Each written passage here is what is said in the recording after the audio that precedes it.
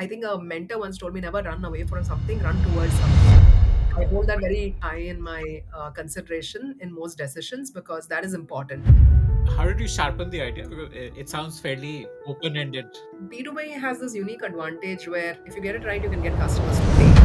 So I was about to say this is an industry that faces about 30% attrition in that workforce. Recruiting, making them successful, driving stickiness, and delivering productivity and outcomes over time. One, that cycle just keeps going on. It's extremely crucial. Second, if you do well, you reduce the cost of hiring the wrong talent and losing the right talent.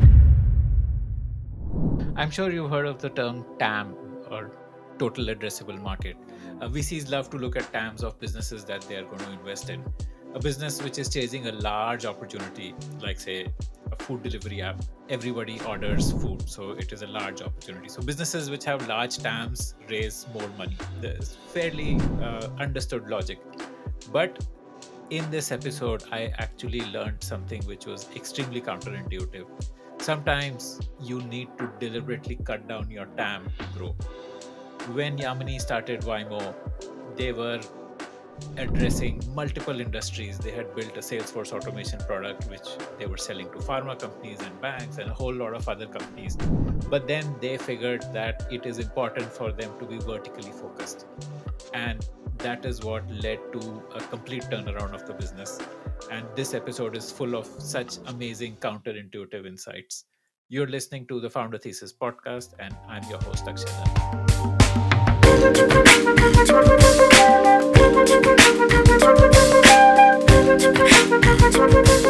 So, Yamri, tell me your origin story. Like the journey of leading up to becoming an entrepreneur. Just like a broad summary. So prior to Vymo, I used to work at McKinsey. Most of my work there was around marketing and sales transformation for very large organizations. I'd done about 15 to 20 such projects, and across the board, it felt like we were severely handicapped by tools to be able to institutionalize certain behaviors. Sales productivity typically was done, and even now in many places is done by just monitoring activity, whereas that is not in the spirit of recognizing a salesperson's entrepreneurship, right? So uh, our aim was to help advise and coach them on the go, and give them insights that can help them improve their outcomes. And if we did that, we felt engagement, activity levels would automatically go up. So that was a different approach we wanted to take. Uh, Give me a case study, some like particularly memorable instance of frustration, which like triggered you to quit a well-paying job and So no, I don't think it was. I wasn't running away from anything. So I was. I think a mentor once told me never run away from something, run towards something. Right. yeah, I hold that nice. very high in my consideration in most decisions because that is important. It wasn't. It was just so. Actually, when I was leaving or considering leaving McKinsey, there were two kinds of bugs that I was like two kinds of itches that I was trying to scratch. One is my all-time dream of going into public policy in some way, uh, right? And the second one was entrepreneurship. Both were probably at different moments in time, different of these aspirations had higher hold on my mind. And through a bunch of conversations realized my persona and temperament was probably better suited to entrepreneurship in the shorter term, until I discovered what I really cared most about from a policy point of view. Because you're going to throw your, whenever you start that, you're going to throw the rest of your life towards it. And it has to be a cause that is really, really dear. And it was too early in my life or maturity level to know exactly what I was passionate about solving for. How old At were you at this stage when you were that choosing point between in these? time, I was probably going to turn 30. Okay. Where did that bug of public policy come in? Oh, So my dad used to work with NABARD. I don't know how many of the audience would know about NABARD, but it was a national bank meant for uplifting rural livelihoods. They were the first, lender, educator of farming practices, etc. They were strong enablers of stuff like green revolution and so on. But the role typically involved him traveling to a bunch of villages in the district or state that he was responsible for, driving awareness programs, driving entrepreneurship, driving lending, supporting lending, and then helping them, you know, deliver ROI, etc. Right. So those led to a lot of, two things. I think the fact that, hey, a farmer can have disproportionately different, it's very starkly different outcomes based on certain choices. The fact that a farmer is an entrepreneur somewhere, I think, I started looking at all these small businesses as opportunities to really break through. Uh, right. So I got exposed to a little bit of micro entrepreneurship there, because I used to tag along with him on all these village visits. But also, there was a Oh wow. strong feeling of how much a little difference in policy can make on the grander scale. Uh, right. That policy can actually make a difference to millions of people in one fell swoop versus, person by person kind of transformation. So I think kind of both come from that time, the time I spent with my dad when he was doing his work. I think that was fairly progressive of your father to like take his teenage daughter along on these kind of like Much no less than luxury. teenage when I actually started. Like, Oh uh, wow, yeah, amazing, he was on the road amazing. all the time, so that like in the car was the way for me to get my dad time, because those were also days when Saturday was a working day Hmm. for most public Okay, sector folks. Yeah. uh, amazing. So, did you have capital when you thought that okay, entrepreneurship is what I should pursue? Like, what was the journey from making the decision to do entrepreneurship to getting it off the ground? I think once I had a bunch of conversations with folks in the public sector, social sector, and other mentors, I felt for my temperament and level of clarity, I felt entrepreneurship might be the better um, decision at that point in time. And then uh, there were a bunch of ideas I was super passionate about. I won't bore you with all of those. Many of them are great companies now. So I'm glad Oh the ideas really? itself were not stupid. Uh, Right? Whether I was the natural owner of that or not, I don't know. But at that point in time, my husband was brainstorming with me, and he said, "What is it that you know really well that people are willing to pay money for?" And obviously, customers were paying us a lot of money for sales transformation, and I understood that quite well. Then being able to translate into a something that can be actually institutionalized as tech, because I also come from computer science background. So Venkat, my co-founder, and me were bachelors at BITS Pilani, and subsequently I did my MBA at IIM Bangalore and then went to McKinsey, and he did his MS at Columbia University and then went to Google in the Bay Area. So he had also moved back to India at that point and was considering starting up on his own. And given I come from that background, usually tech is the first hammer to any nail that I think of. Right. So uh, from that point of view, we were brainstorming on this, and also uh, it was something that we felt we had a unique insight to be able to be successful. He comes from the user experience background. I come from the enterprise consulting background, etc. Right. So that's how it came to be. and how did you sharpen the idea? Because it sounds fairly Yeah. So you asked about open-ended, capital. Yeah, you right? asked about. I think B2B has this unique advantage where you can, if you get it right, you can get customers to pay. I think DNA wise, I was used to consulting to very large customers. So DNA wise, I think the intent was to go up market, or the subconscious. I do not even know it was called Saas when we started, right? But subconsciously, the you know idea was to go up market. And when you go up market, typically, it's not, you don't need to do stuff for free. It is important to identify a problem uh, with an early adopter who is willing to pay to solve the problem, and they understand that you're starting up and you're going to co-build this with them, right? So that's what we did with our first three customers, and that's what we continue doing. In that discovery itself, we figured out, where is the problem deeper, where are people willing to put money behind this problem statement, where is action and decision making faster, and therefore which is a better, easier go to market for us. Who were these customers? The first three customers with whom you were co-building? So initially, I did not even think much about the enterprise versus mid market segment, etc. And the idea was, who can we easily get access to? Somewhere that turned out to be mid market. I remember the first one was a um, agriculture inputs company. The second one was a These are food Indian consumer. companies. Indian. We Okay. were just testing this out in the month. The intent, Venkat and I moved to India to build a company out of India. That Okay. much we knew. The problem was global. That also we knew. But to define the initial problem statement, we wanted to do it hand in hand with customers. Right. So the second one turned out to be like a consumer goods food company, packaged goods. The third was also something, I think there was one telco, one of the country's largest telcos, then one of the country's largest food companies, and then a very major pharma, and then one of the largest financial institutions, right? And then across this, there was enough, like we were starting to build enough experience to say mid market versus large, where is the problem deeper, come on, like their own sales motion and which one is more amenable to faster GTM motion for us, etc. Yeah. Uh, what was the problem? So you were essentially as a consultant telling companies that here's how you can make your sales more effective. You were doing that sales transformation project. What was typically the problem and the kind of advice Yeah. that you would So give to a company? as teams grew larger in large enterprise, productivity fell dramatically.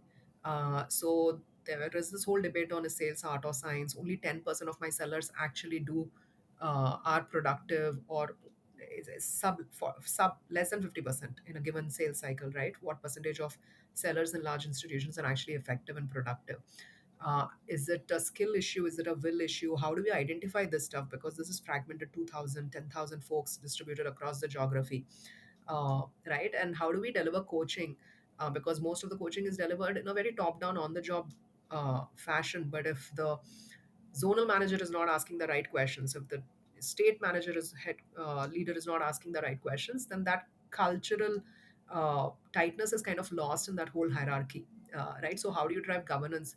So all of these were challenges, and driving them through a few CRM reports was just not working, because it became very reactive into do more meetings rather than really understand the root cause on skill versus will, and where behavior was broken. So our fundamental approach to this was to first map out behaviors rather than just activity, and use that to learn what is it that the top performers were doing that the others were not, and then translate that into, so X minutes to make the first call, so a lead is warm, time of the day of the week, frequency of engagement, nature of engagement, next follow-up action after a meeting, uh, all of these, and then who to, like, that isn't the an individual activity related planning. Then how do you spend the time in the day, in your day, most effective, which customers have a need to engage at this point in time, on what proposition, using what trigger of conversation, so on and so forth, right? So basically we call this nudges. It is next best action guidance, right? And nudging sellers on the go became our thing.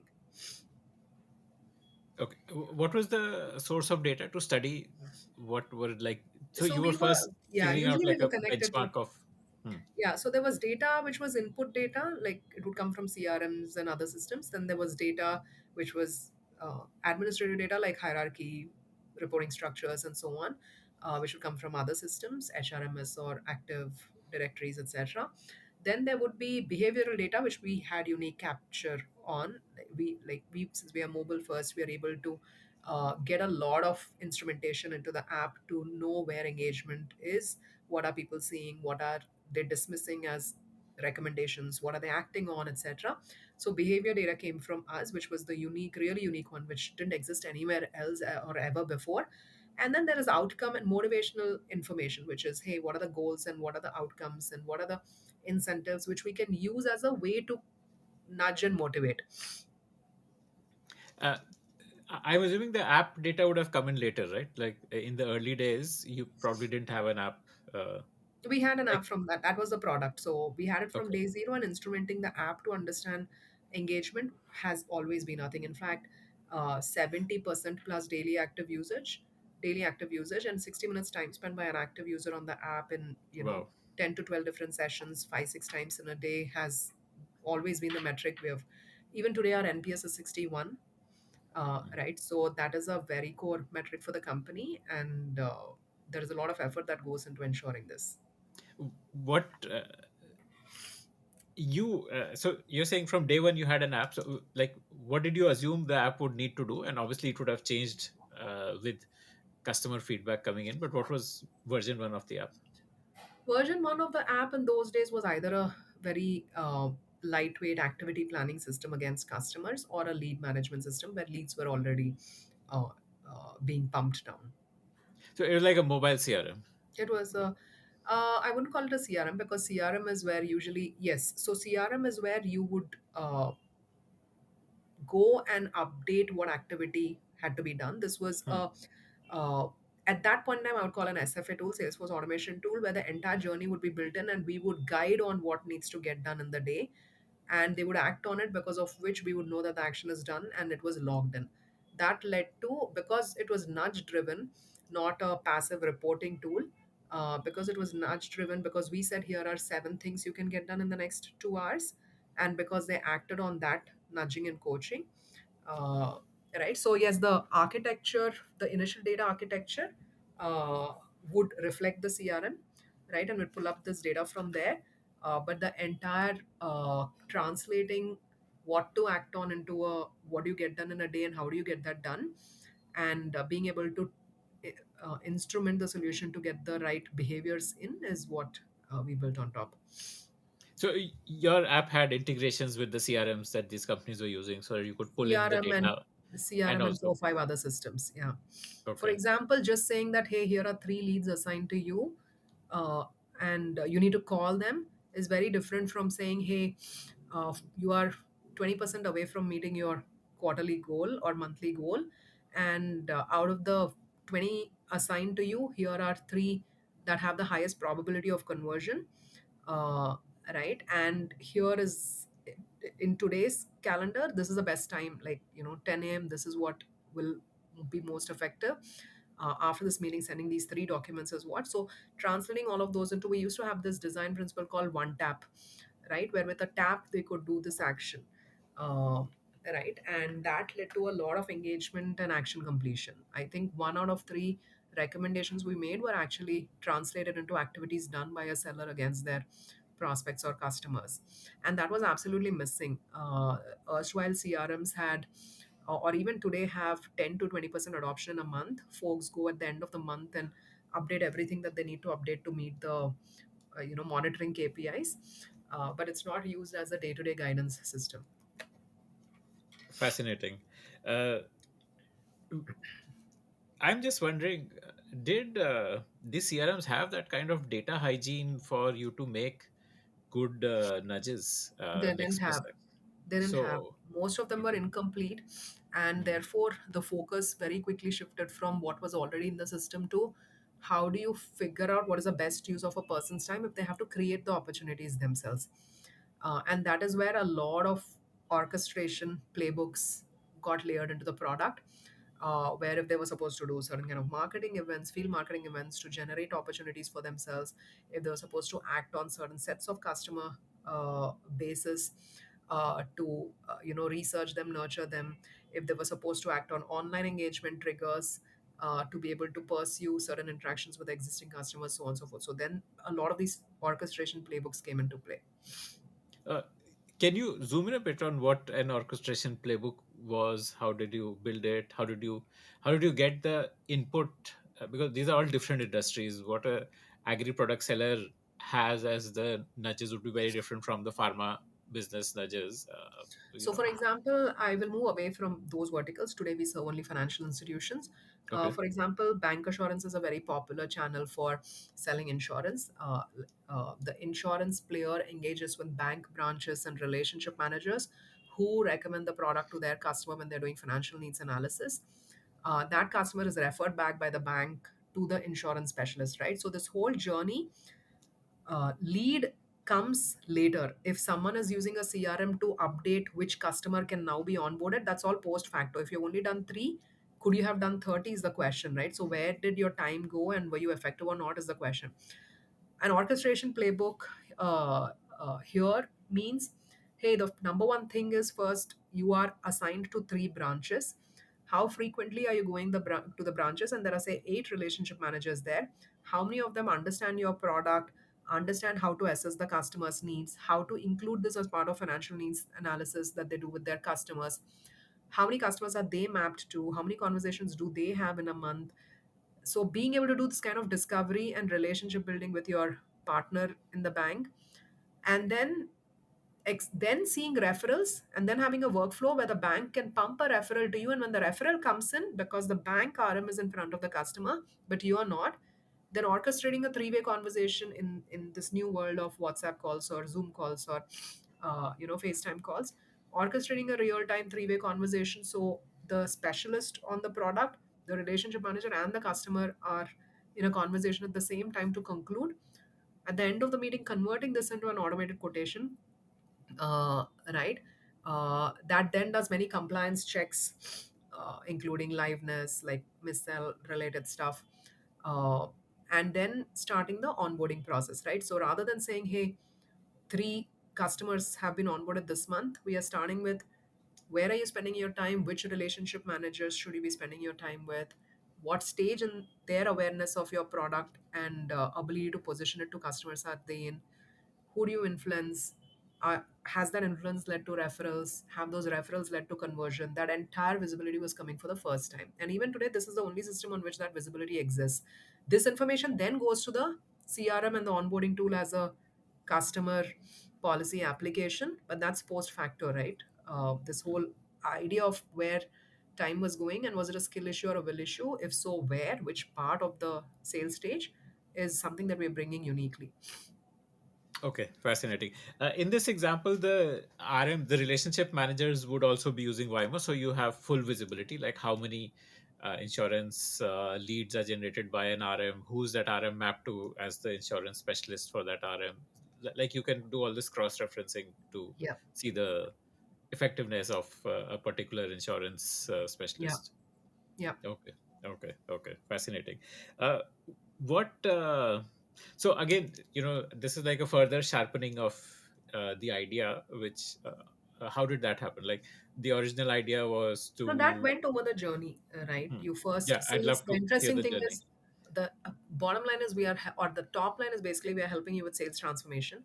Hmm. Typically, sales transformation problem is as I've added more people onto the team, my outcomes have got diluted. Hmm. Right? How do I get more out of this? Right? And typically in sales, the interesting thing is you solve a problem, the choke point moves. There is no such thing as a final answer, right? And that led to the product itself expanding over time to solve for newer choke points at different stages, sales coaching, prospecting guidance, right? Incentive based, motivational nudges. Right, so the product kept evolving. Today, we are what is called a distributor lifecycle management platform. From the time you start recruiting a seller to onboarding them, training them, checking for compliance, getting them onto the field, uh, doing the regular activities, sales activities and engagement, assessing for skill will, performance interventions, performance management, attrition risk analysis. So the end-to-end seller life cycle is now managed on Vymo. If there's a financial advisor who's selling, then it's worth buying Vymo because we are helping you manage their end-to-end life cycle. So I was about to say this is an industry that faces about 30% attrition in that Hmm. workforce. Hmm. So recruiting, making them successful, driving stickiness, and delivering productivity and outcomes over time has one, that cycle just keeps going on. It's extremely crucial. Second, if you do well, you reduce the cost of hiring the wrong talent and losing the right talent. Third, even if you bring down, we help you bring down attrition severely. Even then, wherever there is attrition, there is a continuity of customer engagement related information and playbooks and best practices that are sitting in the system that help you rapidly onboard and make someone successful. Okay. You said distributor lifecycle management. This term distributor here does it is it like a generic term, or are you specifically talking of, like, say, No, a. because we are talking of financial institutions, Hmm. it's nothing to do with the CRM. It's in financial institutions. Financial services are sold through different kind of what are called producers or distributors. This could be an agent, it could be a bank relationship manager, it could be a broker, it could be a third party distributor correspondent, right? It could be agencies which are running independently, it could be brokerages, right? So the language is a little bit, could be wealth manager. The names of who's selling is a little bit different depending on the sub-vertical and financial institutions and also the geography. These are bank assurance exists in Europe and Asia, brokerage exists equivalently in the US, right? So broadly we call it distributor, but obviously our geography-wise use cases use the geography specific language. These are not on payroll. These are people who are like There are external both also. So there are commission payroll, agents. there are Okay. payroll, and then there are payroll, non-payroll who are still tied to you, and then there are non-paper payroll who are not tied to you. Hmm. So there are all three structures. Okay. Okay. And between banking and insurance, which is the bigger vertical for you? Banking deal sizes are bigger, insurance number of logos is higher. Okay. Okay. Okay. Okay. Got it. Uh, so you know the uh, the sharpening which I was talking about was also in terms of the industry. How did that happen? So you initially did not have a sharp Yeah. industry focus. It was Yeah. like from agri So to pharma, everything you were doing. How did that get sharpened? So two, three things. One is people had invested in sales tech, which their assumption CRM would be the beginning and end of it. So they were already spending there, and for them to, but they were also the early adopters were also aware of the limitations and the problems.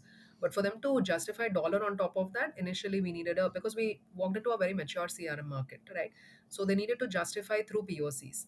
And so that was one angle. So where do POCs happen faster? If your sales cycle is shorter, I can prove results to you faster, which is why in tech selling, the SDR, BDR tools are fastest to sell because SDR cycles are like calls per day, right? The ROI impact is much more easily visible in commoditized products like financial services than specialized products like pharma, etc., where there is no direct correlation possible in most geographies between primary, secondary, and tertiary sales, right? So that was one insight. Second was where is a product so commoditized that the nature of the skill set of the seller becomes more and more important, right? And financial advisory is one where individual products are commoditized, but you're selling a basket of products, and therefore the skill sets of the financial advisor, it's commoditized, but you can't completely sell it online because you're actually having to do financial needs analysis to build a portfolio for the customer, right? So that's where that skill set over time, in today's world, you would say what is the first thing, like what is the last thing Gen AI would be able to replace, right? Probably. So it was a complex sell, Hmm. but the products itself were commoditized, Hmm. right? So the individual who's selling and their skill sets end up mattering a lot, Hmm. right? And the third was which vertical. So what this made the vertical choice for us. Also the fact that the larger the sales team, the bigger the sales effectiveness problem. So where were large sales teams, large distributed sales teams. And the last aspect was, hey, is this a vertical that is reasonably homogeneous globally? Consumer goods is not in the way it is distributed. Medical is not. Life sciences is not. Financial services was. So it was one of the largest. And if you, then we went and, I mean, this was after a couple of years of learning, went and studied Salesforce, went and studied uh, Microsoft, typical large enterprise companies, because there were no large enterprise companies in India as such at that point, right? So to learn about verticals, we had to go to some of the general majors. And from there, we learned 70, 80, 90% of that business was from enterprise segment, which is more than 100K deal sizes. And 40% of that was BFSI. So that's when it became obvious that, and then there were companies which were starting to IPO, etc. Which were heavily inspirational, right? Like Viva, etc., which had cracked the verticalization playbook. And uh, around the time Viva went for IPO is the time we made that verticalization choice. So it was good to have, we have the same investors, Emergence Capital. So those their recognition of the verticalization play and backing of that also helped us push push further with confidence. And then we dropped. So there were years when that year we said that's it, we're not doing any other vertical, and we worked with our clients to help them find alternate solutions so we could end those contracts and focus purely on BFSI. Okay, fascinating. There are a bunch of follow up questions I want to ask you on this. Um, so you said a couple of years after starting, you did like a slightly more deeper, like uh, digging deeper to figure out how to grow, and then you realize enterprise, BFSI, global. What happened in those intervening years? Just take me through that journey. Like, what kind of revenues did you start doing in the early years? What kind of ARRs were you roughly doing, and what led to this realization that you need to scale? And the way So things are is not. Uh, yeah, I don't think these decisions were specifically linked to. There was a time when we were serving third, like right after our Series A. At Series B is when we took the verticalization call. Right after our Series A, because it was a very, like, this was a 2016-17 type of a market where there were thousands of startups coming up, getting funded, and everyone wanted a sales tool. And we served so many of those companies that were born at that time. I think some 20, 30 of those logos. And many of them didn't exist after 12 months, right? So trying to solve someone's business problem, them not being clear in early stage exactly what the business problem definition was, led to a lot of iteration on product. And then the realization was, hey, when you are starting up, you don't need to work with other startups who are also figuring it out. So that was the, especially on a statement, on a problem statement like sales, which is not a standard operation. It's not like an ERP or an HRMS where people, like, where the decisions are straightforward, right? This is a sales productivity thing, and your sales productivity could be bad because your product market fit is bad, nothing to do with what tool you're using, right? So that was a very high mortality rate and a lot of waste of R&D time for us. So that was one theme that had happened. Second was this whole realization on who's willing to pay, who's willing to invest in mobile first devices in those days, who's more cloud willing to get onto cloud, because we flat out said no on prem. Right, today we are okay to go on private cloud, but that's a very different problem statement from on prem. Right, so many of these emerged over the first 3 to 4 years as learnings. And meanwhile, deal sizes started getting bigger. So wherever deal sizes getting bigger faster, that was also a learning, right? Like if BFSI has huge footprint in terms of being able to expand with different use cases, etc. Yeah. most of these startups you were helping were all doing B2B sales, like, or were No, you not also doing really, like actually. These were all kinds. There were okay, some in B2B sales, there were some in like fintech and short tech, there were some in, there were some in like weight loss programs and, okay. you know, Hmm. like payment systems, so on and so forth. Like there were all Hmm. types. Okay, okay, okay, got it. Uh, so, uh, what was your pitch in the Series A? I think you raised about 5 million from Sequoia, right? Yeah, at that point in time, we were like, hey, this is consumerization of the enterprise. It's never happened that tools had to be built for enterprise, keeping the end user in mind. These are, the old generation is very clunky, and no salesperson wants to open a web page and then update. That's absolutely not interactive. So the mobile first consumerization of the enterprise was the story at that point in time, riding the SaaS wave, riding the cloud wave. And I guess this, like, Slack would be like the poster boy of this consumerization of enterprise Yeah, movement. yeah. Okay, fascinating. And the like, what about geography? I think you are now We more started in India, focused. so at that point in time, at A time, we were largely India. At B is when we raised B to go international, and then 6 months later, COVID hit. Okay. Right, where we still kept trying because we would just raised. So we tried to do as much as we can remotely, and we were able to get to the first three, four logos. We were not so great at driving success and retention of those initially because there were language issues, there was time zone issues, there was, we were not able to actually really understand. Like India may have been locked down, but US was on the field, and we were just not able to understand our end users and a day in the life as much as we wanted to. Hmm. So like we had some of those learning and success and retention, but we did try go to market because it, like, nobody knew when COVID would end. We couldn't shut shop and wait for it, right? So we kept trying, and post COVID is when we put boots on the ground based on those learnings, and then we had a new set of learnings, but we kept chipping away at it. Yeah. The verticalization decision was kind of also like an Just outcome of COVID. pre-COVID. Just pre-COVID. That was the other Just funny thing. We okay. told, we sent a notice to all our non-vertical clients that, hey, we are moving out, and then COVID hits, right? And they're like, oh my god, I could have used that revenue.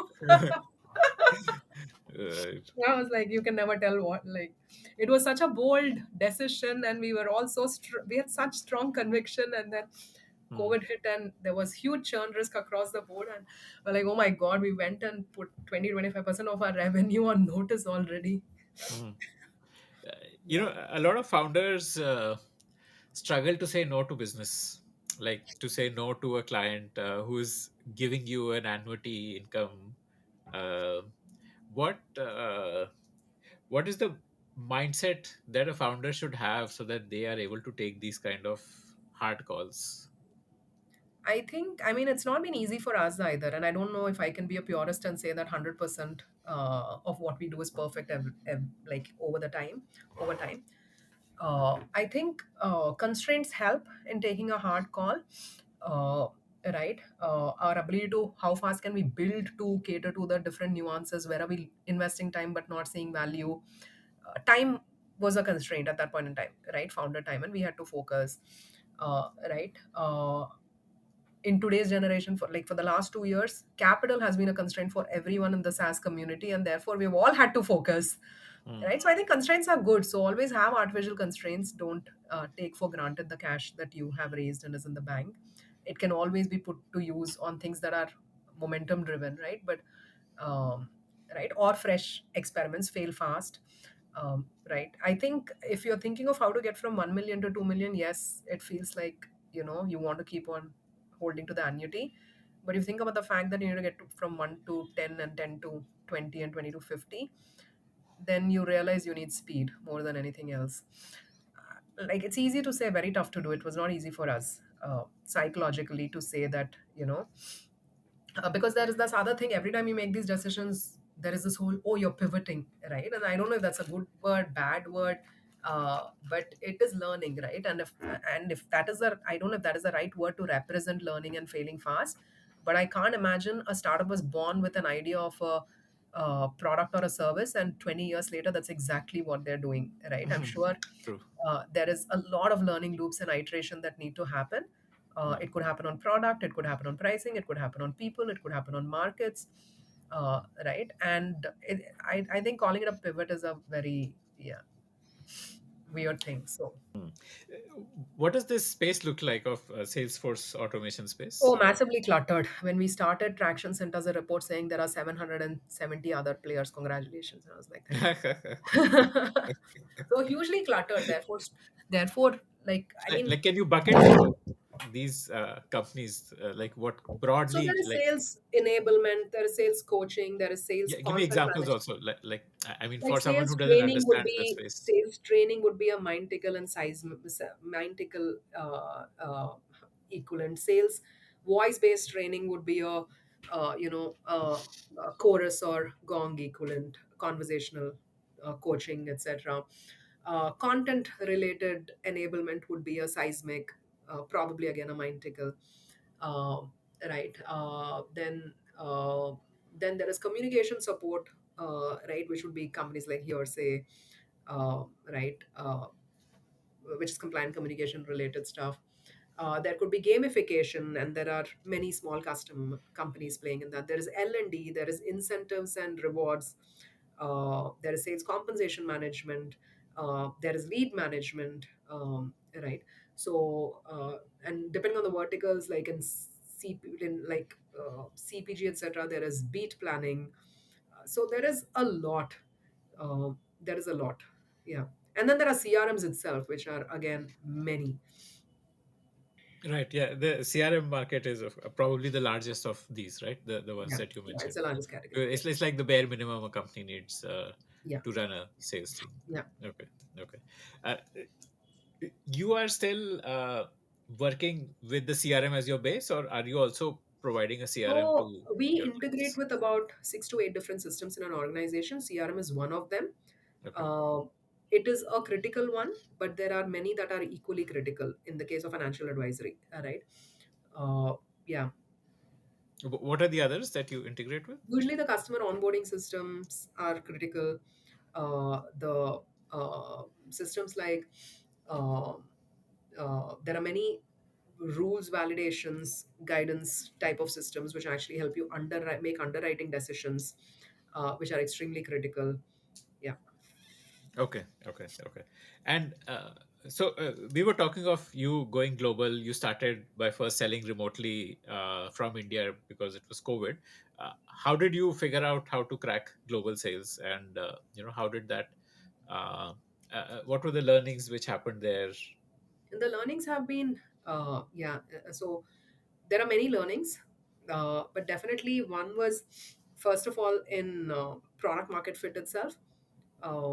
It is very important the way, so Vyma has a certain range of product even today. In a market like Japan, they would want to consume a very small part of it first, and it's a 10-15 year journey to consume the whole part of it. In a market like Asia, you want the whole thing and all the strings attached and five other custom solutions built on top. In a market like US, you are usually solving for a specific problem, and that is the component you want, and you want it reasonably standardized. Right, so there is like, the range of appetite is very different on on product consumption or platform consumption.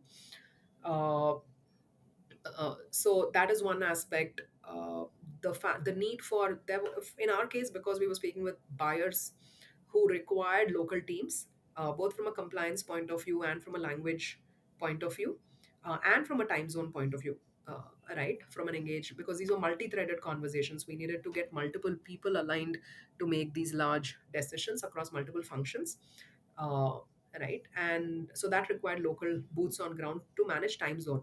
Even if the meetings there were happening on Zoom, we needed time zone management. Right.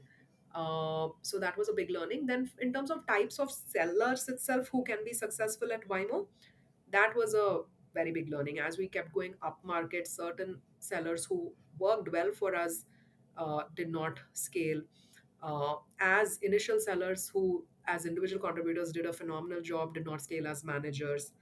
uh, right, folks who scaled in the 0 to 1, the folks who were able to get the first three logos really struggled in scaling that to a, three logos a quarter kind of a momentum. Right, so they were very good at initial product market fit kind of roles, not great at scaling repeatability. Right, they were constantly in experimentation mode when we should have focused on scaling what was working rather than trying new things out. Right, so that was, I think, that's generic learning for any company. uh, right, the angle for us also becomes that learning cycles are long, because to hire onboard a seller, and like even to recruit and bring the right seller, say it's 3 months, about 4 to 6 months for them to ramp. Pipeline average sales cycles itself are between 6 to 9 months on an average for us. So by the time you go through success in a few cycles and realize choke point in the next cycle, it's almost, if you want to reboot anything in that geography from a go to market, that's a 2 year process. uh, right, it's a 2 year process initially to show success, but if you make a mistake, then it's a 2 year process to course correct it. uh, right, so then when you raise funding, and the times that we raised funding, typically it was to de-risk ourselves from this, to so have multiple of these pods running than be dependent on that one salesperson for success or fail. Right, so have at least a couple of parallel pods running. This was something that Sudesh Nair of Nutanix told me, that the reason you raise is to have to de-risk yourself in this learning phase, right, and definitely have two pods at the least running in any new product market situation that you're working on. um, right, so all of these, and then of course it didn't help that COVID was going on, so is it product, is it market, is it seller, is always a big question mark, because there is enough evidence to and for and against most situations, right? So that was a big deterrent. Yeah. Okay, fascinating. Oh, what is this pod? What does a pod include? A pod usually, I mean, in large enterprise, it would include a BDR to keep the top of funnel momentum going against target accounts, a seller, and a pre-sales person. Now, it doesn't mean that 1:1 ratio is needed, but at least one is needed initially, right? And so i- when you essentially when you enter a new market, you want to have two sales pods or salespeople who are independent of each other, each one Yeah, trying their own strategy, so that you are yeah, able to figure out which strategy is working and then yeah, scale that up. yeah. You were talking of how each market has a unique requirement of how they buy. So essentially, these pods help you discover that market. Like, how does this market buy?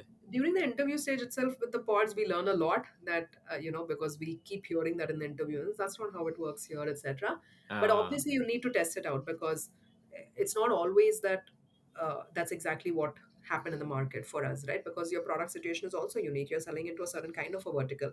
So there are those nuances also. Uh, right. So, yes. How do you hire a salesperson, a BDR? In the case of Vymo, there are two, three angles that matter. The number one thing is that at this point in time, given how specialized we are, and that we are these are 500,000 deals that we are closing, you need to have knowledge of the industry. So typically, we have hired folks who have come from the industry or have sold heavily into the industry. They need to know the motion of large uh, deals, right? Multi-threading, value selling, the third aspect is value selling, actually, like, no, front office solutions where you need to show ROI on a pre-existing stack, rather than back office solutions or middleware, etc., operational solutions, right? So these were the three criteria that initially we compromised on one or two of these. Over time, we have become reasonably strict at having all three in Uh, place. can you zoom in a bit on value selling? You said this is a front office. Like, what Yeah, is that? so in our case, for example, folks had invested in a CRM, right? So for us to justify delta both on ROI and pricing on top of that, you need to be able to build that story. So you have to be very needs driven, pain point driven, show exactly the not the 100 things that Waymo can do, but exactly the seven things that will change their life and very quickly, right? Be able to convert that into an ROI story. So talk business metrics to them, KPIs, right? And be able to help them champion this internally, right? So that requires the ability to do value selling. And so value selling would start by doing a lot of discovery then, essentially, Yes. because you need to find out what are those five things which really matter to Yeah. this customer. And Yeah. for good discovery, you need an insider who can talk their language. Like somebody from who doesn't understand banking Yeah. would not be able to do effective discovery uh, when he's I selling think to a initially we got away by doing basic like lead management problem. People can very easily start talking about. But as we got deeper and deeper, as our platform became deeper and as our deal values became higher, and as we started going to larger and larger logos, then there is always complication in their existing stack, right? And now we are talking to CTOs to be the single platform. They don't want 10 apps, right? So at that point in time, there is a lot of objection handling, coaching that needs to happen. And for that, industry knowledge really helps. Okay. And what do you mean by multi-threading? You said that they need to learn, they Multiple need to. stakeholders, yeah, multiple stakeholders need to sign off. Decision, you cannot be just single threaded with a CTO or a sales leader. Eventually, everyone needs to be convinced that this is the right answer because it has multiple users. Budget comes from tech, usage is by business, uh, bill has to be paid by finance. So, yeah. This question is somewhat coming from a personal space, but does a good seller need to be an extrovert, or do you think introverts also can be good sellers? I don't think it makes a difference. I think I've seen Hmm. both. Okay. Okay, interesting. Uh, and the couple of months of ramp up time which it needs, that is because they also need to learn technology, or do you hire people who also understand technology? Like, Typically, we hire people who understand technology, who have been in tech companies, in tech sales.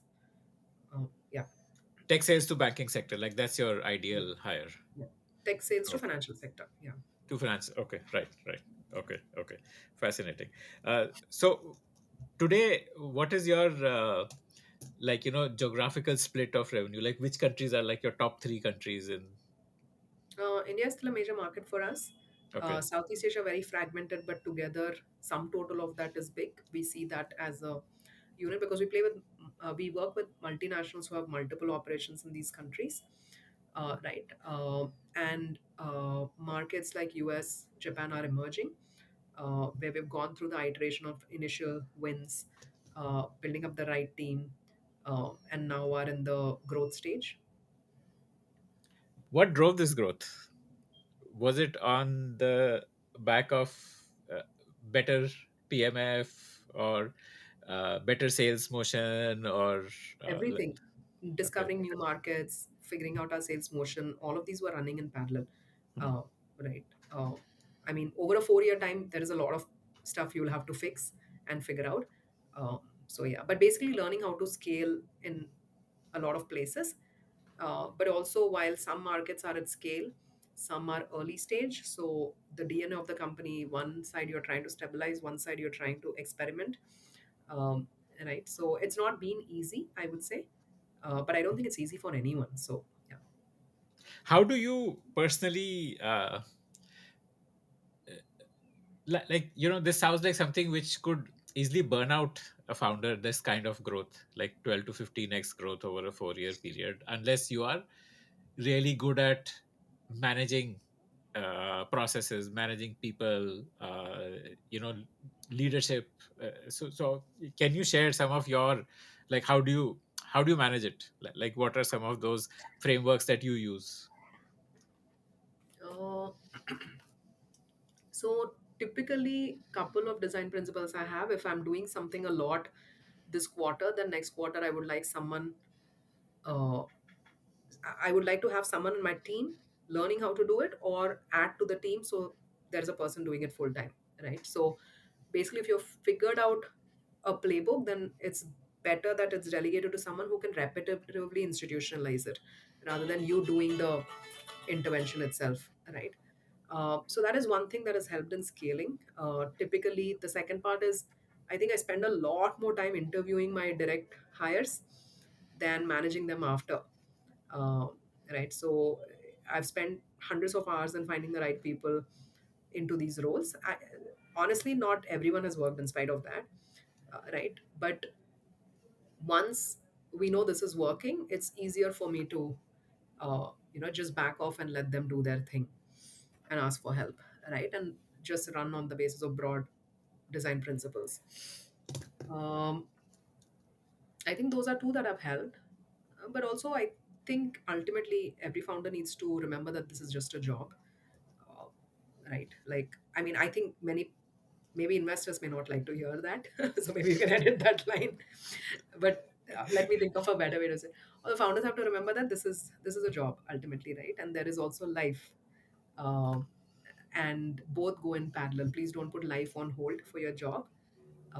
And hopefully you also don't need to put your job on hold for your life to happen, right? You'll have to find the right kind of leverage in both the places, to be able to balance it and keep making progress. I want to zoom in a bit on how you decide this is the right hire. So you said that because you invest more in selecting the right people, so therefore the time you spend in managing them gets reduced. So what is your decision making framework when you're hiring for a role? So typically, one is obviously the basic criteria, like the three things that if it's sales, and the functional criteria, right, on their experience depth and whether that's their strength or not based on where our need is, etc. But outside of all of that, culture fit is a very important thing. I think even at this stage, I know we are a company where bias to action, customer obsession, and willingness to fail fast, openness to feedback, openness to being coached, uh, acknowledgement of, uh, and seeking of help, acknowledgement of gaps and seeking of help, openness to being governed. These things matter a lot, right? People who focus on solution rather than uh, the problem solution rather than problem. People who focus on the problem rather than the people in the discussion. These all come out when people are talking about, hey, why did you leave this company? And that's like one standard question I have. You've moved across 4 companies. Tell me, why did you leave each of these places? We're constantly bickering about this person did something. I do not like that person, right? You can be a citizen. You can be a, outsider, uh, right? If you're chosen to be a citizen, then you have the obligation to act, right?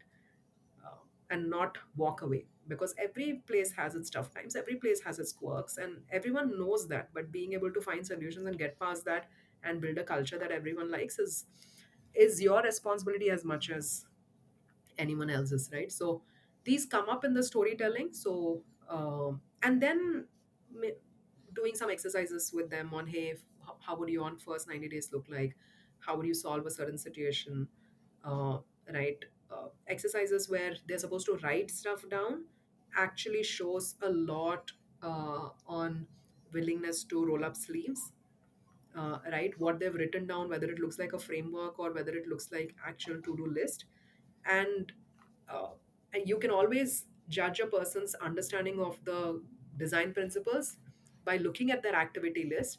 And you can always you can also but are they biased towards action, which comes from detailed planning on exactly where they want to spend their time, versus you know just purely framework led, which is in many of these interviews I've seen people say, first 30 days I'll spend to understand what is happening on the ground. What does that mean? Right, right. Right? Mm, uh, you could have said, hey, there are 30 customers mapped in my market. Let me assume when I ping them it may take a week to schedule, but in 30 customers maybe three stakeholders are important. That's 90 meetings. In my first 30 days I want to do these 90 meetings. mm, Right? That is actually thinking about how will you learn in the first 30 days. right. Right? So uh, how oriented are they towards action? Of course, in 30 days you can be on back to back Zoom calls and try to observe and learn, but are you creating the activity to learn, or are you listening in and trying to learn? Because unless you try to solve a problem you'll not come against a choke point. um, right? So these are some of the pieces. Right? And uh, usually you would have want to have the luxury of time and multiple interactions. So over time people I've liked in the industry, I've stayed in touch with them, and over time we've brought our partners as our salespeople, our customers as our customer success people. uh, right? So that really helps because you've got to observe them for a while. And ultimately Venkat and my vision of building Vymo is also, hey, this is has to be a very sharp shooting team that uh, is holding dear a set of values, most important of which are customer obsession, bar for excellence, seeking of excellence, and integrity and respect for others, and so on and so forth, right? And bias to action, etc. Right? So we have to be a family. So the most time we get to spend with each other is the better it is. But there have been times when we were under huge amount of pressure to close certain positions, many positions, and we ended up hiring fast. We made a lot of mistakes across the organization, right? And there were learnings from that. It's not that these were bad people. My usual comment is, hey, Albert Einstein would have struggled at McKinsey. He would not have been successful at Yes, Vymo so either. true. So true, Einstein so wouldn't true. have been successful at Vymo either, right? Mm, So mm. it's just time and place and culture fit, right? It doesn't mean they are good or bad, and that's you know it's important to also acknowledge the fact that when someone has failed in your organization, you have also failed in being able to assess this sooner, right? So that's what it is. If yeah, if there is that much of if that there is that humility and intent, humility to acknowledge that you're not the smartest person in the room, and you don't want to be the smartest person in the room ever. When you're building a company, you always want to hire people better than you, right? And the intent to make them successful, and the again the humility to acknowledge when something has failed, that it's been your mistake too. Yeah. I do Uh, believe many of these people we will probably in future, if I ever build multiple companies, then many of these people I'll work with many times over. Again, yeah. mm. You spoke a number of times about design principles, using design principles. You want people who understand design principles. That's because Uh, I come from consulting background. what is it? Design What principles is are basically this? the culture code of a company, what matters. Mm, And while a few things have changed over time, largely the tenets of that have stayed the same. Uh, right. So we have a set of values that we've written. The way we first wrote them was 50 of us were at an offsite. We were a 50 people company, and we had this values discussion after lunch, and people were dozing off.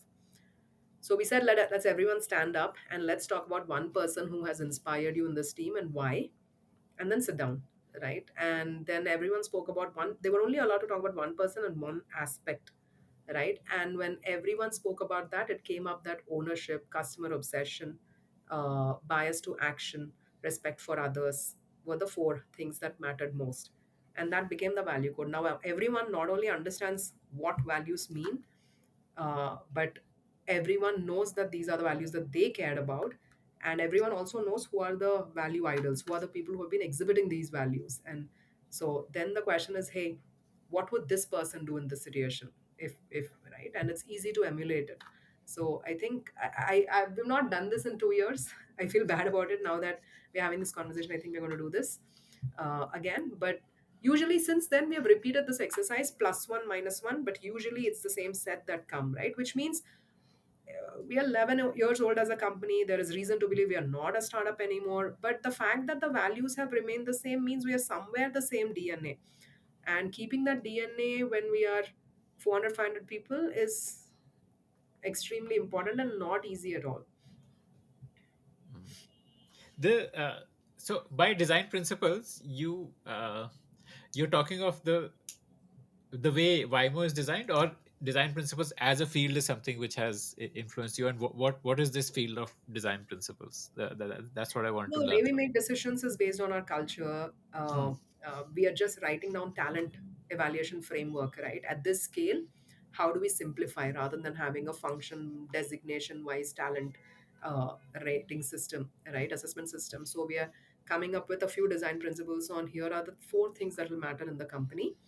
And when we say, hey, this person is strong at this and has a developmental area in the other aspect, this should be relatable by every single individual across the company. So how do you simplify it?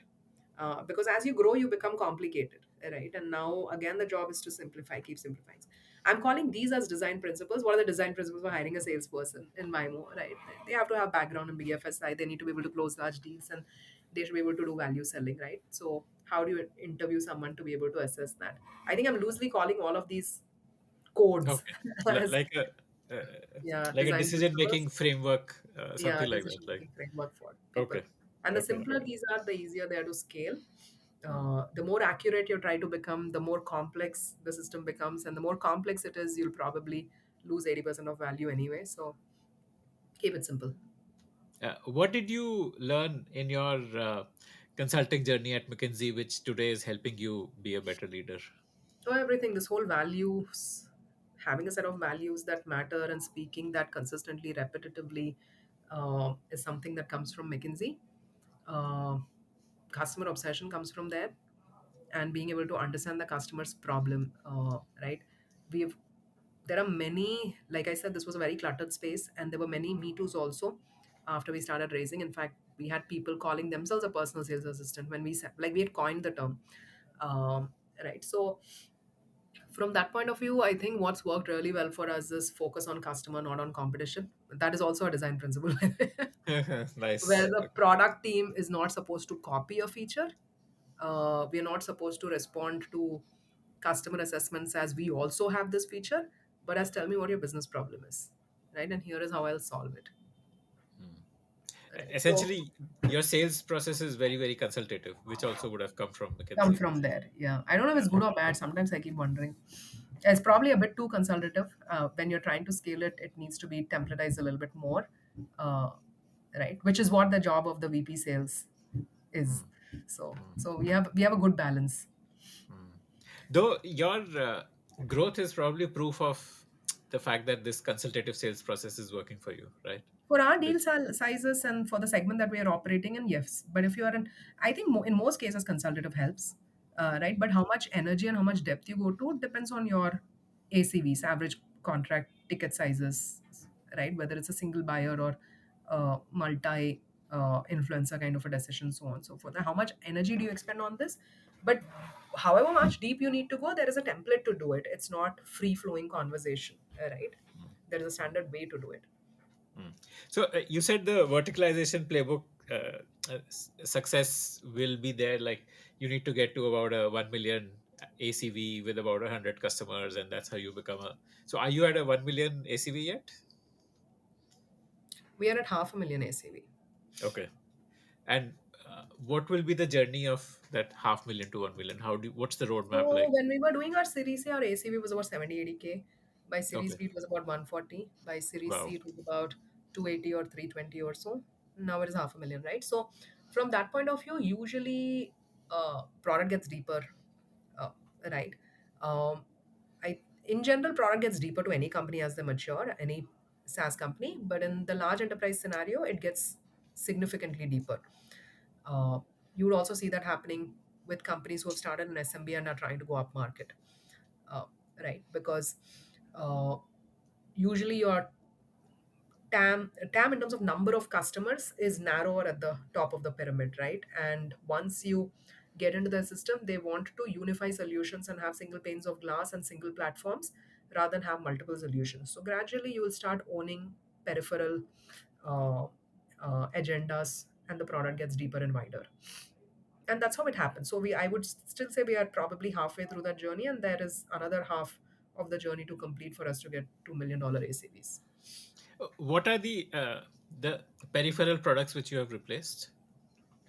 Uh, Several. So there is the whole replaced or will replace, right? From um, there are incentive planning systems. There is L&D related stuff, document sharing, contracting, a high level quote generation, right? So there are many that we've embedded over time. Okay, okay. And all of this came by studying customer needs. Like customers would have asked for your Yes. customer success team would be Yeah. pivotal. Like your customer success team is part of your product journey. Like they would Yes. They're come heavily and involved. tell the product managers that this is what the Here is the customer is asking. opportunity, and it is repeatable. Yeah. What do you consume in terms of it could be podcasts, books, whatever, but what do you consume which makes you as sharp as you are? I mean, Okay. I don't know. uh, Thanks for the compliment. uh, But usually, um, I think it depends. Like, there is a flavor of the season definitely to this. There are times when I'm like, there were initial times when I was reading about what is SaaS, predictable revenue, hard things about hard things, all of that, right? But nowadays it's usually incremental, so it's usually through blogs, Twitter, etc. You get, the stories. Now I learn a lot from journeys of other founders because the questions are more complicated now in terms of what we're trying to figure out. So learning from other stories helps you understand what is an outlier versus what is happening to everyone, and how do you respond, react, what has worked, not worked, etc. So it's through others journeys. I've always been someone who's been uh, into biographies, so that's the way I learn, by listening to others stories. So learning comes in areas that you did not think you were going out to seek learning in, right? So that's always been my favorite thing, and thankfully founders have always been very nice and accessible in the SaaS community. I still get shocked, uh, right? I still get shocked when there are companies with $1 billion in revenue where I write and say I'm also in the same industry, and the CEO replies and has meets me every year. It's just surprising that it happens. And of course, there's a lot of imposter syndrome kind of questioning in my head, but I feel good. I feel part of the community, and I try to do the same, uh, right? So I think that's been a big source of learning from a SaaS and tech point of view. Investor conversations are very helpful in certain dimensions on thinking of how to, like, basically the unit economics of the company and what matters ultimately. So they are the guardrails. I feel investors are the guardrails to how you build also, and they've seen a lot more pattern stuff, so the pattern recognition gets faster, uh, right? And usually they're pessimistic when we are optimistic, they're optimistic when we are pessimistic, so all of that helps, right there. That's been a good source of learning, and that's about the company building aspect of it, right? I also go through waves. There was, I think, 4 years ago, I was in this whole I should have applied to NASA kind of a wave, and at that point in time that year I consumed everything there was on space tech and space stories history, right? Then I went through this whole climate change wave, and oh my god, what will happen to our world? And I like, then 2021 and 22 I consumed everything there on how to avoid a climate disaster, actually, Bill Gates book, and like 200 other things, blogs, people talking, etc. I'm right now going through a political history wave. So I've I've read, I think, I was just looking at Goodreads reading challenge. I think I've done 21 out of 30 books that I like. 30 was my goal for wow. this year. I thought it was a tough year, so I'll give it at 30. I've not been able to do more than 30 in the last 3 years. I'm at 21, which is good, but I think the last 10 were political history, and that's why I zoomed past them in 90 days. Until Wow. then, it was a little bit slow. Fantasy and all was a little bit slow, right? And therefore, I mean, at the same time, like if I'm doing political history, then I'm listening to podcasts around political history, etc. Once in a while, I take a breather and try to read something else, but right now I'm like maniacally into that. So you'll only find those books around me at this point in time. Yeah. So let's see how long this lasts. Now I'm moved from Indian political history to global, so I've just ordered my books for the weekend. So let's see. Uh, Maybe this is the build up to your next journey of Honestly, I don't know. I keep yeah. getting worried whenever I do things like this because is this a yeah? But I'm not overthinking it. I think the current journey is exciting. Whenever Uh, the rest of it happens, it happens.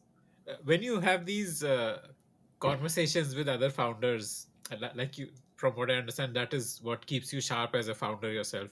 Conversations with other founders and investors.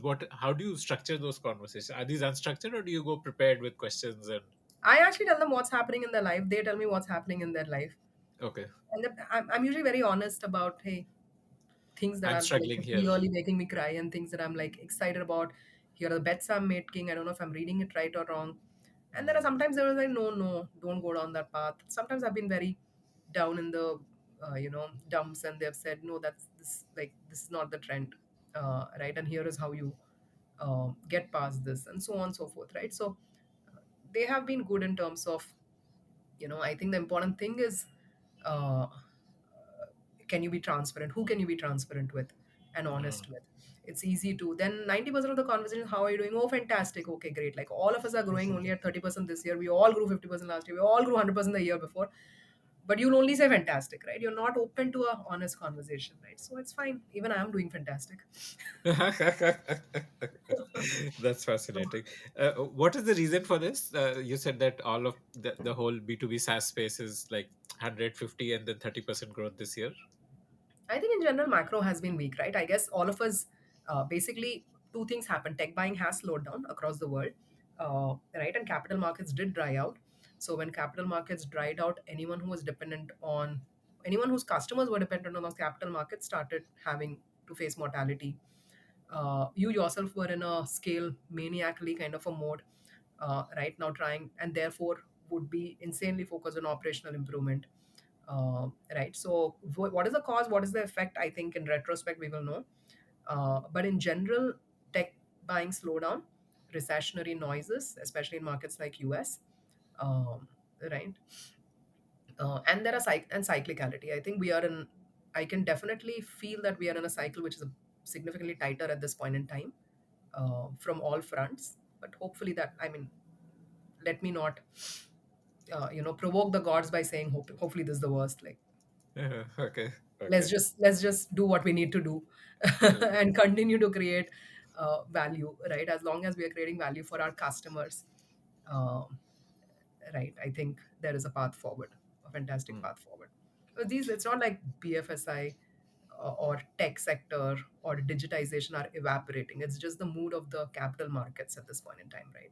So mm. yeah, and there's always cycles. Thank you so much for your time, Yamini. I really enjoyed our conversation. Same here. Thank you so much, Akshay, for spending